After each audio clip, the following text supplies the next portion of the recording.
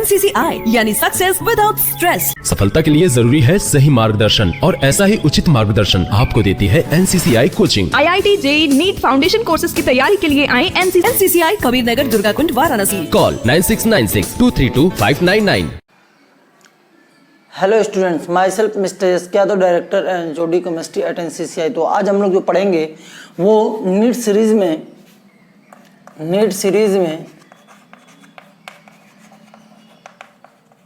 Depression freezing point किससे क्या पढ़ेंगे जी? Depression freezing point delta TF से रिप्रेजेंट करते हैं। 1 क्वेश्चन आने का चांस होता है नीट में।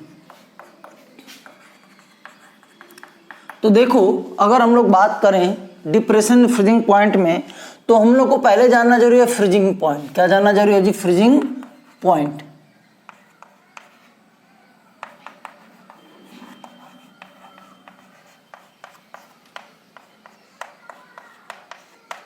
तो हम लोग फ्रीजिंग पॉइंट किसे कहते हैं जी? बोलेंगे the temperature at which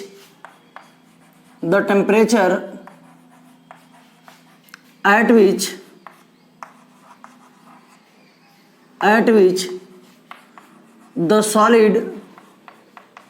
solid and the liquid of the substance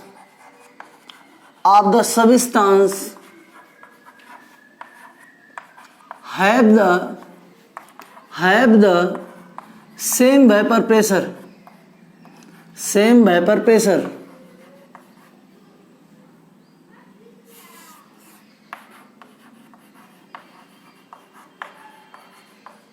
same vapour pressure is called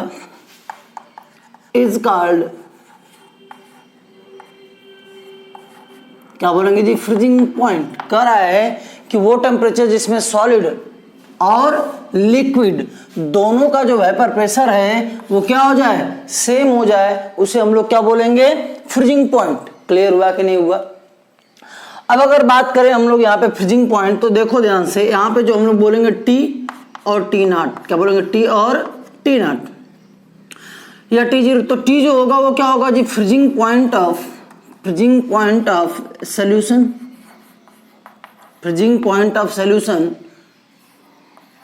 अगर हम लोग बात करें T0 का, तो बोलेंगे freezing point of pure solvent.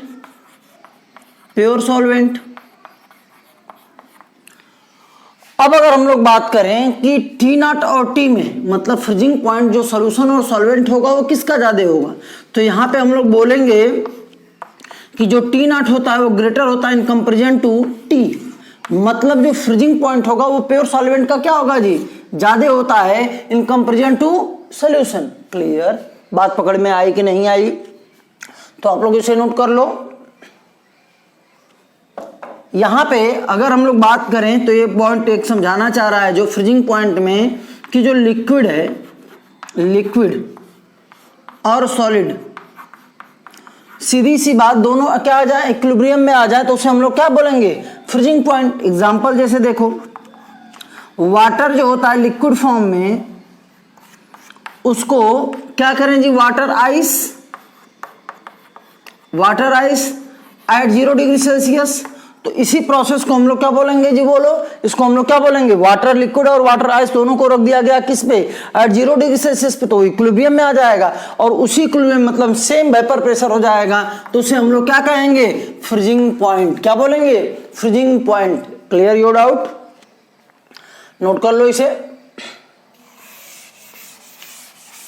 अब जब आप फ्रीजिंग पॉइंट पढ़ लिए तो आप समझ जाओगे कि डिप्रेशन फ्रीजिंग पॉइंट क्या होता है। तो हम लोग बोलते हैं फ्रीजिंग पॉइंट का डिक्रीज करना ही कहलाएगा डिप्रेशन इन फ्रीजिंग पॉइंट। क्या बोले जी?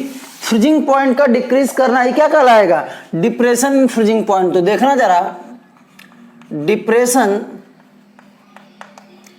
इन फ्रीजिंग पॉइंट, इसको हम लोग डिनोट करते हैं डेल्टा TF से। तो क्या बोलेंगे यहां पे? When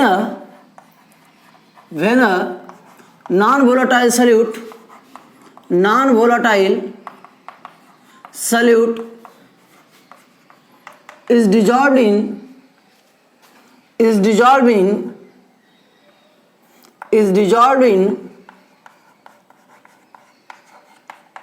pure solvent, then decrease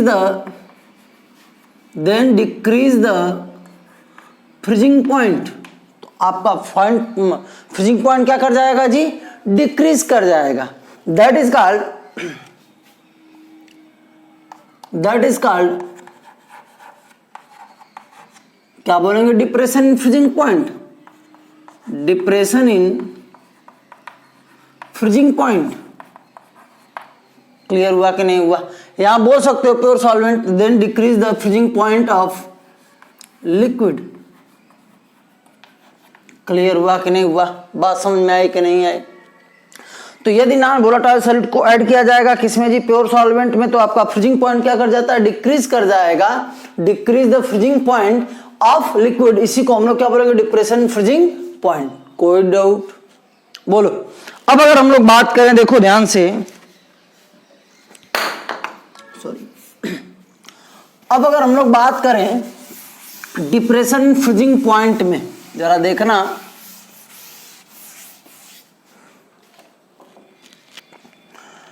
तो यहां पे आपका जो फार्मूला यूज होता है वो क्या होता है, तो हम लोग बोलते हैं delta T F is equal to T not minus T. क्या बोलो, टी नॉट माइनस टी।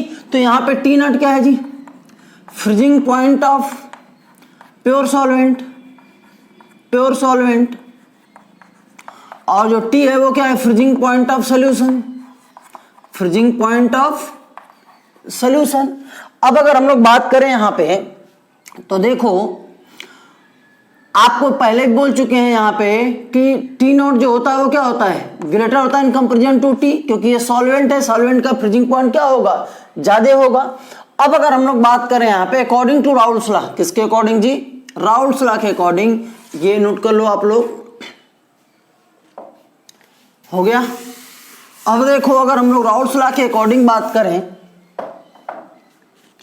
तो यहां पे डेल्टा टी एफ जो होता है वो मोलरिटी ऑफ सॉल्यूशन के क्या होता है, directly proportional. Molarity of solution के डायरेक्टली प्रोपोर्शनल। इसका मतलब हम लोग कह सकते हैं स्मॉल एम बोल सकते हो। तो delta T F is equal to क्या हो जाएगा, के एफ एम होगा या नहीं होगा? के एफ क्या है यहाँ पे जी, बोलो। इसको बोलते हैं क्रायोस्कोपिक कांस्टेंट, सॉरी,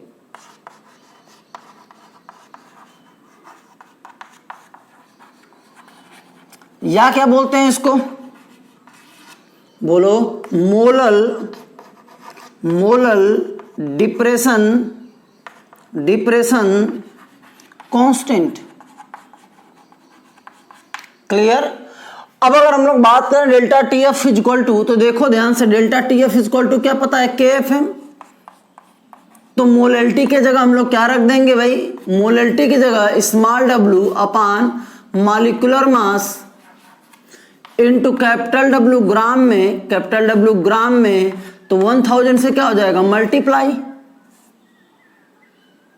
1000 से क्या हो जाएगा, मल्टीप्लाई। तो इसी को हम लोग ऐसे करके लिख देते हैं, जो आपके बुक में लिखा होता है, delta T F is equal to K F into 1000 into small W divided by molecular mass into capital W gram में। क्लियर? बात समझ में आई कि नहीं आई? बना लो इसे आप लोग, बन गया। तो delta T F elevation boiling point molarity of solution के डायरेक्टली प्रोपोर्शनल होता है, उसका कांस्टेंट लगा देंगे, प्रोपोर्शनल तो क्या कहलाएगा, वो क्रायोस्कोपिक कांस्टेंट या molar depression constant. Delta T F equal to K F M, तो मोलरिटी का वैल्यू रख देंगे, आपका फार्मूला रख देंगे, आपका ये फार्मूला आ जाएगा। अब अगर बात करें यहां पे,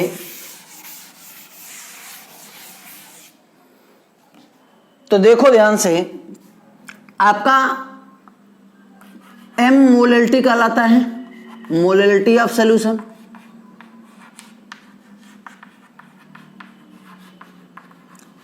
अगर हम लोग बात करें स्मॉल w का, तो क्या मास ऑफ सल्यूट होगा, mass of solute.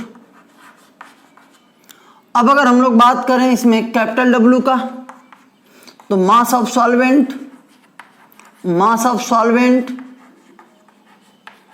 In gram.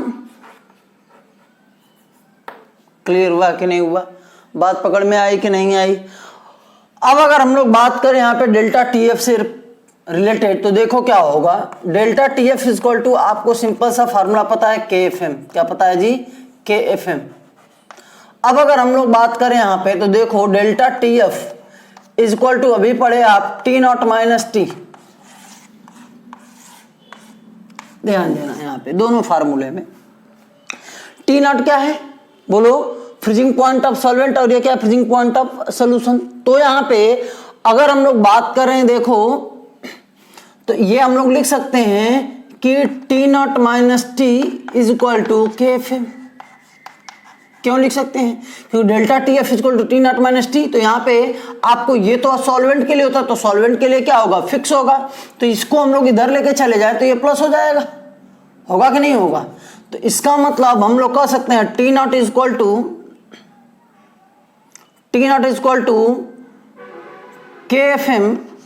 KFM plus T, होगा कि नहीं होगा। तो ये बताओ सॉल्वेंट अगर T इक्वल टू पूछेगा तब क्या बोलोगे, T0 माइनस KFM, यही होगा ना, बोलो।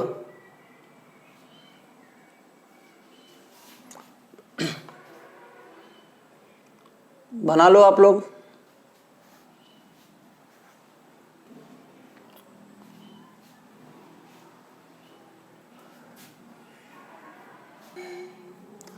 तो आप लोग नोट कर लिए इसको, बोलो जी, ये आप लोग नोट कर लिए।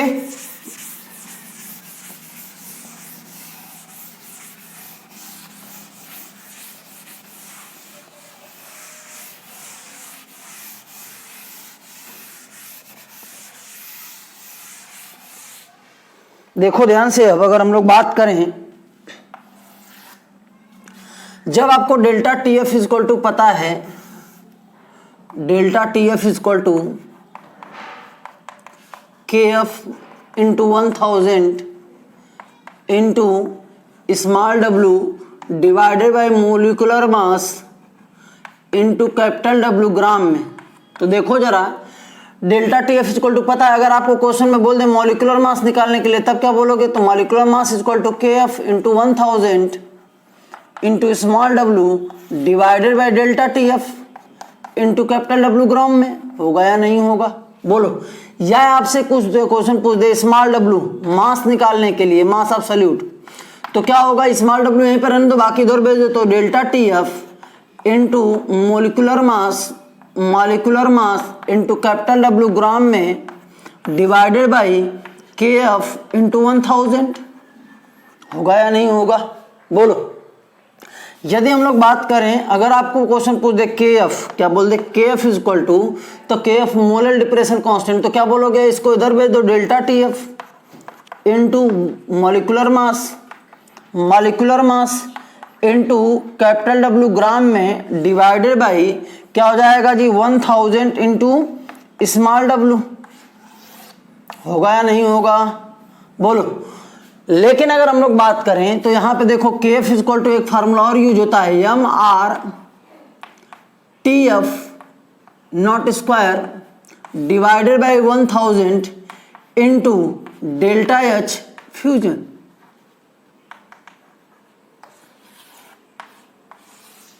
यहां पे जो यम होता है वो क्या होता है जी, मोलर मास। क्या होता है, मोलर मास। और डेल्टा एच क्या हो जाएगा, चेंज इन फ्यूजन। क्लियर हुआ कि नहीं, change in enthalpy of fusion. Note कर लो इसे आप लोग, हो गया। चलो एक पॉइंट और आपको बता देते हैं, वेरी वेरी इंपॉर्टेंट पॉइंट, देखो ध्यान से। जो आप पढ़े हो delta TF equal to KFM, क्या पढ़े हो, KFM, ये आपको किसके लिए, नॉन इलेक्ट्रोलाइट के लिए। ये जो फार्मूला यूज होगा वो किसके लिए है जी, फॉर नॉन इलेक्ट्रोलाइट।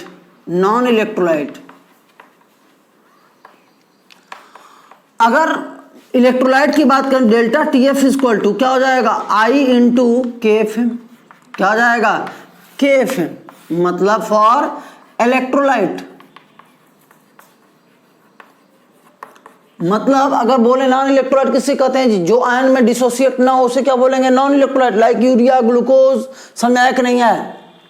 अगर हम लोग बात करें इलेक्ट्रोलाइट तो वो क्या करे जी, कोई सब्सटेंस अगर आयन क्या होता है डिसोसिएट होता है तो उसे क्या बोलेंगे हम लोग इलेक्ट्रोलाइट, या एसोसिएशन हो तो उसे हम लोग क्या बोलेंगे इलेक्ट्रोलाइट। तो यदि एसोसिएशन या डिसोसिएशन होगा तो आप लोग वांट ऑफ फैक्टर से क्या कर दोगे मल्टीप्लाई, आई इक्वल टू क्या बोलोगे जी वांट्स ऑफ फैक्टर।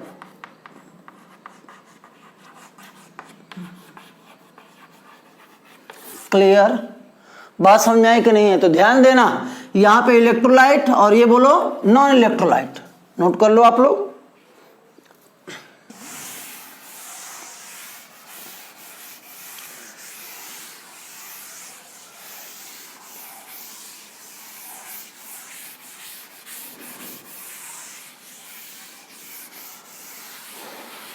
तो अगर हम लोग बात करें कि इसका क्वेश्चन एग्जांपल, इसके क्वेश्चन कैसे आएंगे, क्वेश्चन कैसे आएंगे डिप्रेशन फ्रीजिंग पॉइंट से रिलेटेड। पहला क्वेश्चन मैक्सिमम फ्रीजिंग पॉइंट, तो मैक्सिमम फ्रीजिंग पॉइंट कैसे क्वेश्चन सॉल्व करोगे, तो हम लोग बोलेंगे कि जिसका नंबर ऑफ सॉलिड पार्टिकल जितना ज्यादा होता है उसका डिप्रेशन फ्रीजिंग पॉइंट उतना ज्यादा होता है, क्योंकि कोलिगेटिव प्रॉपर्टी होता है। अब अगर बात करो तो ये बताओ फ्रीजिंग पॉइंट का डिक्रीज करना है क्या कहलाता है डिप्रेशन फ्रीजिंग पॉइंट, मतलब कि जिसका जितना ज्यादा क्या होगा जी बोलो डिप्रेशन फ्रीजिंग पॉइंट उसका उतना कम फ्रीजिंग पॉइंट।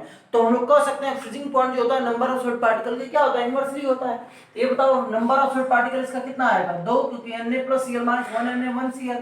इसका आ जाएगा कितना 3, क्योंकि 2Na और 1SO4। इसका कितना आ जाएगा N 1 आ जाएगा। तो इसका मतलब नंबर ऑफ सॉलिड पार्टिकल जिसका जितना कम होगा उसका फ्रीजिंग पॉइंट उतना ज्यादा होगा। तो आंसर क्या हो गया थर्ड 0.1 मोलर यूरिया। अब अगर हम लोग बात करें तो freezing point of 0.2 molar K2SO4 is इतना degree Celsius, calculate van't Hoff factor. तो ये बताओ आपको फार्मूला पता है delta TF equal to I into KF है, होता है कि नहीं होता है।